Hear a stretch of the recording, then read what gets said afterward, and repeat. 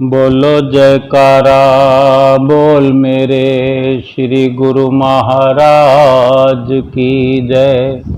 सभी गुरुमुख प्रेमियों से सप्रेम जय सच्चिदानंद। ये जो गुरुमुख प्रेमियों के जहन में एक संदेश बैठा हुआ है, संतों महापुरुषों की संगत में रहने से, सत्संग में जाने से और भी आध्यात्मिकता की राह पर चलते हुए जो भी दिशा निर्देश होते हैं, जहाँ से भी जैसे भी सिमरन करने के लिए, भगवान का भजन करने के लिए एक बहुत बड़ा एक इशारा संत मत का रहा है भी, रहेगा भी। और वो बहुत ही उत्तम है कि अमृत वेले में प्रभु का नाम लेने के लिए जो है, ये बहुत ही सुंदर समय है, सात्विक समय है।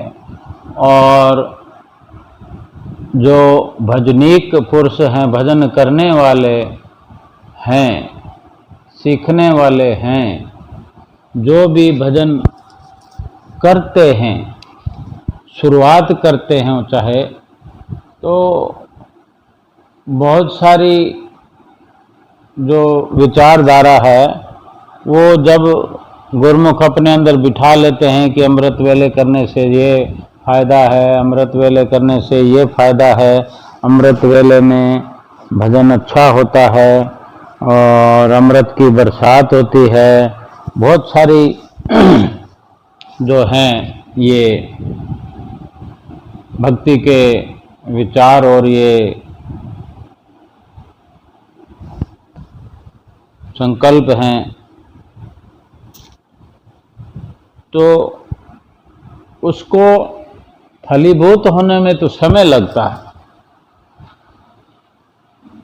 कि हमें जो ये दिशा निर्देश होता है कि सिमरन करना है। हमारे श्री गुरु महाराज जी हमें 1 घंटा सिमरन के लिए नित्य प्रति बताते हैं कि नित्य प्रति करना है, और अभी 1 घंटा अधिक से करने के लिए, शाम को फिर से करने के लिए, 2 बार करने के लिए 2 बार करें, 4 बार करें, 3 बार करें, 2 घंटा सिमरन करना है। तो अभी जैसे अमृत वेले में सिमरन पर बैठते हैं, जो हमें बताया जाता है कि सिमरन करने से, सुरती को अंतर्मुखी करने से भगवान के दर्शन होते हैं, मन चित्त एकाग्र होता है।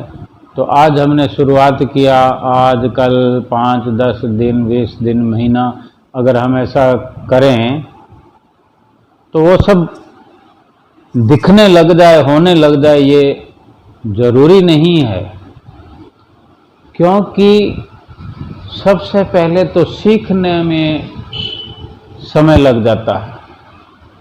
कितना समय लगेगा सीखने में, ये भी हमारे ऊपर निर्भर है कि हम कितनी निमग्नता से करते हैं, मन को कितना रमा कर करते हैं, या केवल बैठ गए। कई गुरुमुख भाई बहन, मैं स्वयं भी अगर ऐसा करता हूँ अमृत वेले में तो मुझे भी नींद आ जाती है। फिर मैं अगर सोकर 1 घंटा पूरा कर दूं तो वो तो काम ना हुआ ना, जो श्री गुरु महाराज जी ने मुझसे कहा। वो मन का लगाव नहीं हुआ, हमने अपनी नींद पर कंट्रोल नहीं किया। नींद क्यों ना आएगी? नींद तो आएगी, क्यों? नींद हमारी पूरी हुई नहीं। रात को 12 बजे सोएंगे, 11 बजे सोएंगे, 1 भी बज जाएंगे, फिर सो गए, फिर 1-2 बार उठना भी पड़ता है रात को। तो उस सारी चीज को हम कंट्रोल जब तक नहीं करेंगे तो लाभ कैसे मिलेगा कि हम 20 घंटे जागते रहें और 4 घंटे सोएं, और वो भी बे टाइम के। अब संत मत के हिसाब से या एक शास्त्रों के हिसाब से तो 8 बजे के बाद कभी भी जल्दी 8-9 बजे तो सोना ही चाहिए। लेकिन हम तो 8-9 बजे तो बड़ी मुश्किल से खाना खा लें तो ये बहुत बड़ी बात है। और खाना अगर हम 9 बजे खाते हैं तो तुरंत सो थोड़ी जाएंगे। बहुत सारी बातें होती है। मन को कंट्रोल करने के लिए हमने पहले अपनी आदतों को कंट्रोल करना होता है। अगर मन को सिमरन में लगाना है तो हमारी दिनचर्या को पहले ठीक करना पड़ेगा। या फिर ऐसा भी होता है कि बहुत जल्दी जो हमें कहा जाता है अमृत वेले में 3 से 6 का समय है तो 5 बजे भी कर सकते हैं। मन को पूरा मांझ लें 5 बजे के लिए तैयार कर लें कि 5 बजे बैठना है, तो 3 बजे की बजाय 5 बजे थोड़ा नींद लेने में जो देर से सोते हैं उसके लिए बात है। कोई 3 बजे अगर कर सकता है उसके जैसा तो कोई लाभ है ही नहीं। अगर कर सकता है, अगर लाभ हो रहा है, और फिर ये भी है कि कैसा भी लाभ हो रहा हो, अगर थोड़ी बहुत झपकियां भी आती हैं लेकिन वो 3 बजे उठा तो सही, उसने इतनी कुर्बानी की तो सही, ये भी बहुत बड़ी बात है। लेकिन हम ये विचार करें कि हमें कुछ फायदा नहीं हो रहा तो 1 घंटा हम बैठे, 1 घंटे में कितने हिसाब चुकता कर दिए हमें नहीं समझ। हमारे ध्यान में बैठने से कितने प्रकार के चलचित्र पहले आने लग जाते हैं। फिर हम कहते हैं हमें तो वो दिखता है, वो दिखता है, तो वो तो दिखेगा, वो अंदर जो भरा पड़ा है वो बाहर आएगा। और बाहर आते आते आते आते कभी ना कभी तो समाप्ति हो जाएगी। तो उसके लिए हमको सोचना चाहिए कि अगर भरा हुआ है तो उसमें पहले मेहनत ये करनी पड़ेगी, अभ्यास कर करके समय को थोड़ा बढ़ा करके, जितने वो चलचित्र हमारे सामने आते हैं, जितनी फिल्म अंदर बनी पड़ी है, उसको जितना हो सके जल्दी से जल्दी निकालना पड़ेगा। तभी मन एकाग्र होगा, मन हृदय की जो कोठड़ी है वो खाली होगी। अगर ये लगन लग जाए, ये शौक पैदा हो जाए, और कई बार जैसे हम देखते हैं बहुत कम मन लगता है और बहुत कम ही हम मन को लगाते हैं, प्रयास नहीं करते, फिर भी कभी कभी ऐसा हो जाता है कि बहुत बड़ी सफलता हमारे हाथ ये लगती है कि हम ऐसे दुख को पहुंच जाते हैं, ऐसे दुखों में पहुंच जाते हैं, तो गुरु महाराज जी आकर हमें ऐसे थाम लेते हैं, इस मुश्किल की घड़ी में ऐसे थाम लेते हैं जिसका कभी हम स्वप्न में भी सोच नहीं सकते। जब सब हाथ खड़े कर देते हैं तो हमारे श्री गुरु महाराज जी आकर हमें थाम लेते हैं। तो ये विचार करने वाली बात है कि इतना बड़ा दुख अगर हमारा श्री गुरु महाराज जी के द्वारा मिटाया जा रहा है तो वो न जाने कौन सा हमारा हिसाब चुकता कर रहे हैं। कौन सी भक्ति है ऐसी जो, कौन सी उनके साथ रहकर, उनकी संगत में रहकर हम इस जन्म में नहीं, न जाने कितने जन्मों से अपने श्री गुरु महाराज जी के साथ आ रहे हैं, रूप बदल बदल कर आ रहे हैं, अवस्थाएं बदल बदल कर आ रहे हैं, और जाने अनजाने या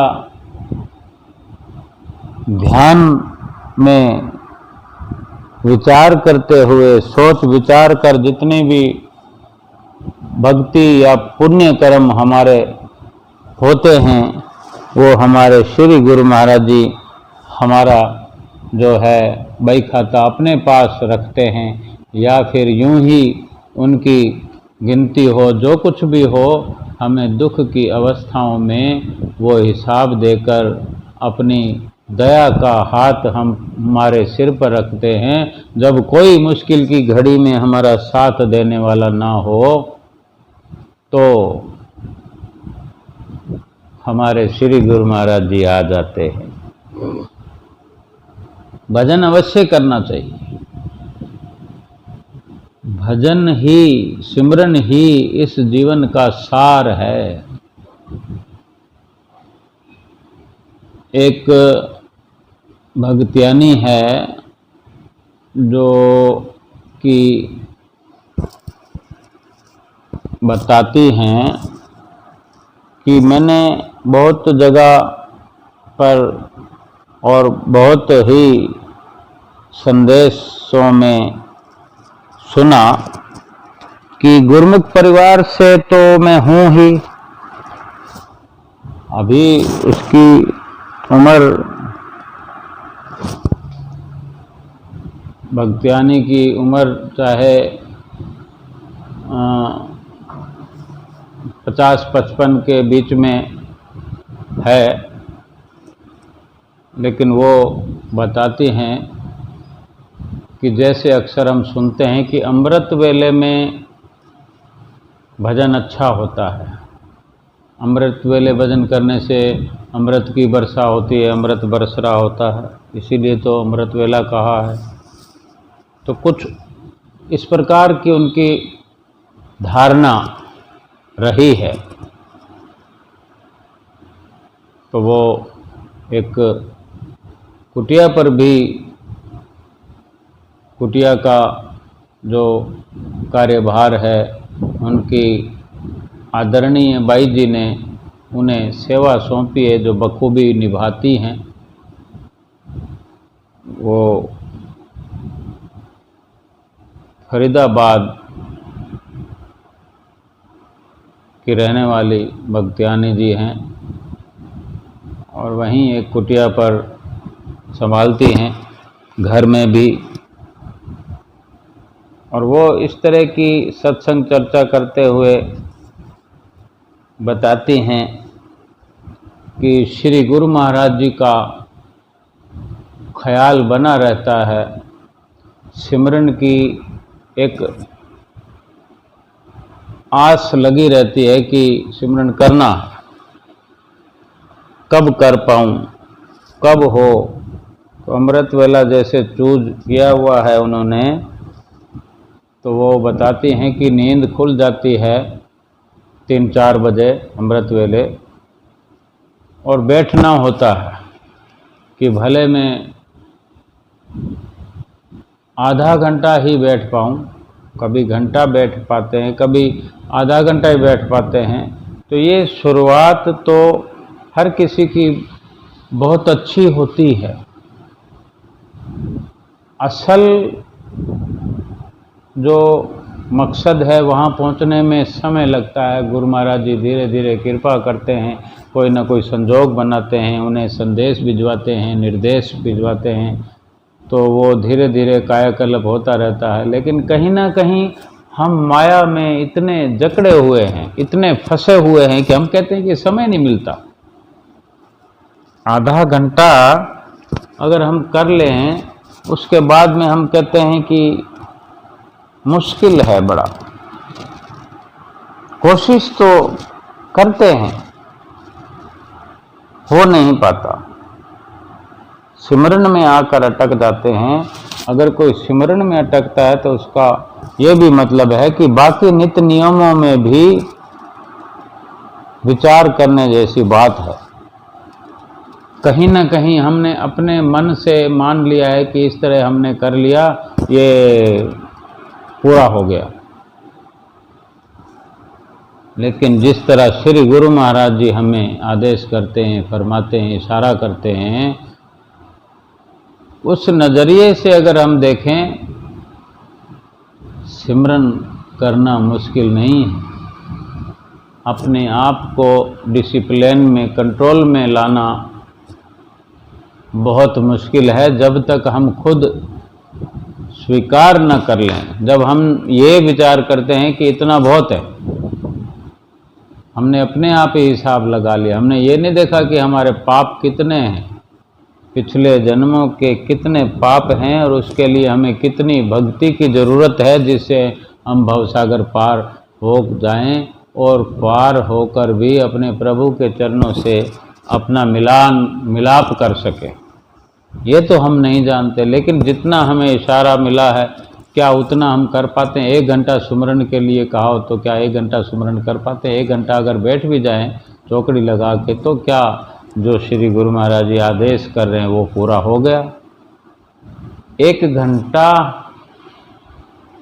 हमारा पूरे का पूरा लाभान्वित हमें करे, एक एक श्वास हमारा 1 घंटे तक लगता रहे सिमरन में, हमारी चित्तवृत्तियां लगी रहें, हमारी चित्तवृत्तियों में एक ही साज बजता रहे, बाकी सब जगह से सब तरफ से सुरती हट जाए। तो ये तो हम पहले विचार करें कि अगर 1 घंटा हम बैठ भी जाते हैं तो हम सोचें कि उसमें कितने श्वास लेखे में लगे, कितने मिनट लेखे में लगे। हमने अपने आप को मान लिया कि हमने पूरा काम कर लिया, लेकिन ये तो श्री गुरु महाराज जी की मौज है। वही हमारे प्राणाधार हैं। हमारी जो भी भक्ति की विचारधारा है, भक्ति है, उसको चेक करने के लिए तो श्री गुरु महाराज जी का ही जो फैसला होगा, जो फैसला वो करेंगे, उतनी मंजिलें हम तय कर सकते हैं, अपनी मर्जी से नहीं। तो क्यों ना 1 घंटा सफलता के लिए 2-4 घंटे सिमरन किया जाए। अगर हम 4 घंटे कोशिश करें तो धीरे धीरे 1 घंटा बिल्कुल 100% 1 घंटे की सफलता मिलेगी, वो वाली जो कबीर साहब जी कहते हैं, कहता हूँ कह जात हूँ, कहा बजाऊं ढोल, श्वासा खाली जात है 3 लोक का मोल। कि एक श्वास के खाली जाने पर 3 लोक की संपदा का घाटा हो गया। कितने बड़े दुख की बात है। और हर श्वास लेखे थोड़ी लगता है। अगर दूसरे ख्याल आते रहेंगे, हाँ हमने श्री गुरु महाराज जी की आज्ञा मानी, हम बैठे रहे, हमने नींद का त्याग कर दिया, कुछ और का त्याग कर दिया, मन की चिकनी चुपड़ी जो बातें होती हैं उनका त्याग कर दिया, हम बैठे हैं श्री गुरु महाराज जी के ध्यान में, जाने अनजाने कभी श्री गुरु महाराज जी की याद आएगी, श्री अनंतपुर की याद आएगी, कभी कुछ ऐसे चलता रहेगा। जो फायदा हुआ वो बहुत है, लेकिन जो होना चाहिए या जो श्री गुरु महाराज जी चाहते हैं वो कुछ और चीज है। तो वो भक्तानी जी कहती हैं कि मैं एक दिन, जैसे मैं नित्य प्रति उठ जाती हूँ तो कम से कम आधा घंटा तो बैठना ही है। कि एक दिन मेरे मन में विचार आया कि हमेशा कहते हैं कि पहले उठकर आकाश की ओर देखना चाहिए, आकाश गंगा की तरफ जो सितारे हैं चमक रहे हैं, यानी इस तरह से कुछ विचारधारा, अपने विचारों को शुद्ध करने के लिए कुछ भी हम कर सकते हैं, कुछ भी करना चाहिए, लेकिन लाभ उठाना चाहिए। तो मैंने जैसे देखा, वो बताती हैं कि मैंने देखा आकाश की ओर सितारों से भरा हुआ, हीरे मोतियों से भरा हुआ आकाश नजर आ रहा है। मेरे मन में विचार आ रहा है कि हम अक्सर सुनते हैं सत्संग में कि अमृत वेले में अमृत बरसता है, पर कभी बरसा तो नहीं। मैं रोज नित्य प्रति जैसे उठती हूँ तो मैं आकाश की ओर ऊपर सिर उठाकर, मुंह उठाकर देखती हूँ, महसूस करती हूँ। तो इस तरह की विचारधारा चल ही रही थी और 2 बूंदें आकाश की तरफ से, बादलों की तरफ से, या जैसे भी हो, अमृत वेले की 2 बूंदें उनके मुखार बिंद पर आकर टपकी और वो प्रसन्न चित्त मुद्रा में श्री गुरु महाराज जी का शुक्राना करने लगी कि वास्तव में मुझे दर्शाया श्री गुरु महाराज जी ने कि वो जो सत्संग में, प्रवचनों में सुनाते हैं वो सत्य है, हमारे विश्वास में ही कमी है। और ये हकीकत है कि हम विश्वास करें तो अटल विश्वास करें श्री गुरु महाराज जी की तरफ से हमें जैसा हम चाहें वैसे ही आशीर्वाद मिलता है, और आशीर्वाद प्राप्त करते रहें, सुमरन के अंदर अपनी सुरती को लगाते रहें और भक्ति का खजाना लेकर इस लोक से परलोक की ओर जाएं। बोलो जयकारा बोल मेरे श्री गुरु महाराज की जय।